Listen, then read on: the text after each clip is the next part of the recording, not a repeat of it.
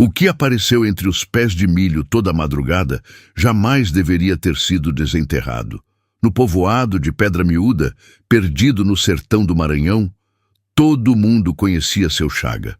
Homem calejado, viúvo há 20 anos, desses que acorda antes do sol e só dorme depois do último cigarro. Ele vivia só, com sua cachorra veluda, e dizia que o milho dele era o mais farto porque a terra gostava dele. Acompanhe essa história nordestina e inscreva-se no canal para mais contos sombrios do Nordeste. Mas em 1990, algo começou a mudar. Na madrugada do dia 5 de maio, às 4h30 da manhã, seu Chaga acordou com Veluda rosnando baixinho. Pensou que fosse bicho no milharal. Pegou o lampião, enfiou a faca na cintura e saiu descalço no sereno. Mas o que ele viu não era bicho, era uma sombra. Entre as fileiras de milho alto, uma figura parada. Não andava, não respirava, só estava ali, de cabeça baixa, como se esperasse ser notada. Seu Chaga gritou: "Quem tá aí?" Nenhuma resposta, mas a sombra virou o rosto. Seu Chaga nunca conseguiu descrever exatamente o que viu. Só disse que os olhos daquela coisa pareciam 2 buracos na noite. E que a boca sorria de um jeito torto, como quem sabia alguma coisa que o velho não sabia. Ele voltou correndo, trancou a porta e jurou que nunca mais saía de madrugada. Mas no dia seguinte, a figura voltou. Mesmo lugar, mesma hora. E assim foi por 7 dias. No 7º, ele resolveu contar para o vizinho, Zé Bolacha, que era meio descrente, mas curioso. Zé disse: "Homem, isso deve ser alma penada. Vamos nós 2 amanhã e ver se esse bicho encara 2. No dia seguinte foram. Só um voltou. Seu Chaga apareceu correndo na vila com os olhos arregalados e a roupa toda molhada de orvalho. Zé sumiu na minha frente. Disseram que ele entrou no milharal. E quando olhou para trás, Zé Bolacha já não estava mais. Só escutou um estalo seco e o silêncio. A polícia foi chamada. Procuraram por 2 dias, nada. Nem pegada, nem pista, nem grito. E aí começou o medo. Os mais antigos lembraram de um caso velho. O da menina das tranças que morreu afogada no brejo. Bem onde hoje era a roça de seu Chaga. Diziam que a alma dela não descansava porque nunca encontraram o corpo, só as trancinhas presas num pé de milho, anos depois. Mas isso era só o começo, porque depois disso o relógio da parede de seu Chaga parou. E todas as manhãs, às 4h30 em ponto, o ponteiro tremia, antes de congelar de novo. Depois do sumiço de Zé Bolacha, o povoado mergulhou num silêncio tenso. As crianças foram proibidas de sair à noite. Os cachorros, que antes dormiam do lado de fora, passaram a dormir dentro de casa. E seu Chaga passou a dormir com a espingarda debaixo da rede. Mas não adiantava. A figura continuava aparecendo, sempre às 4h30 da manhã, no mesmo lugar, e a cada novo dia o milho ao redor da aparição murchava, como se uma praga invisível queimasse a plantação de dentro para fora, até que um pedaço da roça ficou seco como palha velha, mesmo com as chuvas recentes.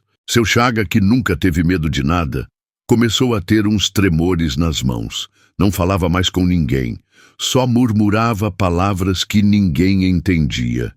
E olhava para o chão, como se visse passos onde não havia pegadas. Foi então que apareceu Dona Filó, a mais velha da vila. Quase cega, com os olhos brancos feito algodão, mas com a língua afiada como peixeira. Essa alma que aparece aí não é alma de criança, não. É alma de dívida. Ninguém entendeu, mas ela explicou. Nos anos 50, existia um senhor chamado Eusébio Moura, pai de família, dono das terras onde hoje é a roça de seu Chaga. Diziam que ele era justo, mas rígido. Um dia, um jovem trabalhador sumiu, um tal de Damião. A família dele acusou Eusébio de espancá-lo até a morte por causa de uma colheita mal feita. Só que nunca encontraram o corpo. E o caso foi abafado com dinheiro e medo. Dona Filó, que era moça na época, jurava ter ouvido o grito de Damião na madrugada. Um grito comprido, doído, que só para quando o sangue seca. O povo engoliu seco, porque ninguém mais lembrava disso. Só os velhos e os que tinham motivo para esquecer. Seu Chaga ficou branco como cal. Trancou-se em casa por 2 dias, e quando reapareceu, estava com uma cruz na mão e um bilhete no bolso. Se for ele, eu preciso ir lá. Naquela noite, mesmo com o medo no peito, seu Chaga foi. Lampião aceso, rosário no pescoço e a coragem que só os homens antigos carregam. Às 4h30, lá estava ela, a figura. Mas dessa vez, alguma coisa estava diferente. A sombra parecia maior, os olhos mais fundos. A pele, se é que se podia chamar aquilo de pele, parecia feita de terra molhada, com raízes se movendo por dentro, e na mão ela segurava um pedaço de pano, um trapo antigo, sujo de sangue seco. Seu Chaga caiu de joelhos. Damião. Foi o pai. Não fui eu. Eu era só menino, mas carrego a terra dele. Carrego o nome. A figura não respondeu, mas se aproximou. E pela primeira vez ela falou, uma voz rouca, arranhada, como se viesse de dentro de um poço. Então me desenterra. Depois daquela madrugada, seu Chaga não foi mais visto durante o dia. Diziam que ele passava as noites sentado na varanda, olhando para o milharal seco, com o rosário enrolado nos dedos e uma enxada encostada na cadeira, como se estivesse esperando o momento certo. E ele esperou. Na madrugada do 3º dia, ele pegou a enxada e entrou no milharal, sem medo, sem pressa. Cavou por horas, guiado apenas pela memória das palavras da figura. Me desenterra. A terra ali estava dura, pesada, mas cheia de cheiro. Cheiro de coisa velha, guardada, misturada com raiz apodrecida. Até que a enxada bateu em algo. Era madeira, podre, estufada, quase desmanchando, e dentro, João, tinha ossos. Mas o mais estranho não era isso. Era o que estava sobre os ossos, um terço queimado e uma foto em preto e branco, de um menino segurando uma enxada, sorrindo ao lado de um homem de chapéu, com a mesma cara de seu Chaga.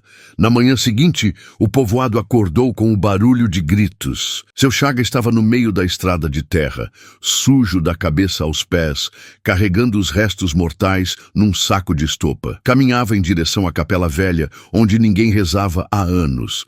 Lá, enterrou os ossos com as próprias mãos.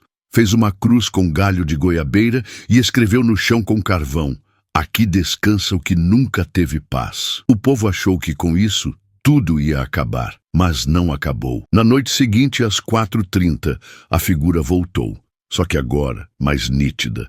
A pele de terra ainda estava lá, mas os olhos tinham tristeza. E nos braços ela carregava outra coisa, um saco pequeno, com uma roupa de criança ensanguentada. Seu Chaga caiu de joelhos mais uma vez. Não foi só ele, né? A sombra não respondeu, só colocou o saco aos pés dele e desapareceu, como poeira soprada. Seu Chaga passou a noite em silêncio. E na manhã seguinte foi até a delegacia do município. Pediu para falar com o delegado mais velho que ainda estava vivo.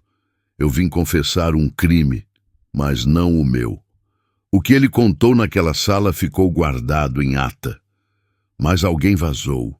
Dizia que na infância viu o pai, seu Lourenço, antigo dono das terras, matar 2 rapazes no pé do milharal por suspeita de roubo. Um deles era Damião. O outro, ninguém sabia o nome. Ele enterrou um e jogou o outro no brejo. Nunca contou para ninguém, mandou calar. Disse que a terra cuidava. Só que agora a terra estava devolvendo. E ainda faltava mais uma parte. Naquela noite, seu Chaga foi visto pela última vez indo em direção ao brejo, com uma pá nas costas. E antes de desaparecer no mato, deixou um bilhete preso na porta de casa. Se eu não voltar, é porque achei o que a terra escondeu. Ninguém viu seu Chaga por 2 dias. A casa dele ficou aberta. o milho abandonado, e a cachorra veluda passou a uivar todas as noites às 4h30, parada em frente ao milharal seco. No terceiro dia, um grupo de moradores resolveu procurar o velho. Seguiram as pegadas até o brejo antigo, onde os mais velhos juravam nunca mais ter ido desde os anos 50. O mato estava alto, o chão úmido e o cheiro insuportável. E lá, à beira da água barrenta, eles encontraram a pá, gravada no chão. E do lado dela, tinha um buraco raso, ainda fresco. Dentro, pedaços de ossos infantis, uma boneca de pano apodrecida e o chapéu de seu Chaga encharcado. Mas o corpo dele nunca foi encontrado. Só que naquela noite, algo mudou. Às 4h30, quando o povoado se recolheu e o sino da capela velha começou a ranger com o vento, o milharal inteiro queimou. Sem fogo, sem fumaça. Só virou cinza, do chão ao céu, em questão de minutos. Uma ventania varreu tudo o que existia naquele pedaço de terra amaldiçoada, e ninguém mais ousou pisar ali desde então. Dizem que agora quem passa por perto sente calafrios, que ouve no mato uma voz repetindo: "A terra só guardou o que vocês enterraram." E o mais estranho? O relógio da parede da casa de seu Chaga, aquele que parava às 4h30, voltou a funcionar. Mas com um detalhe: todos os dias, no mesmo horário, o ponteiro gira em círculo rápido, como se marcasse uma hora que não pertence a este mundo. Dona Filó, antes de morrer, disse uma última frase ao ver a cruz que o povo ergueu onde era a roça. Não é toda semente que nasce para virar alimento. Tem semente que nasce para vingar a dor. Desde então, o povoado nunca mais plantou naquela terra.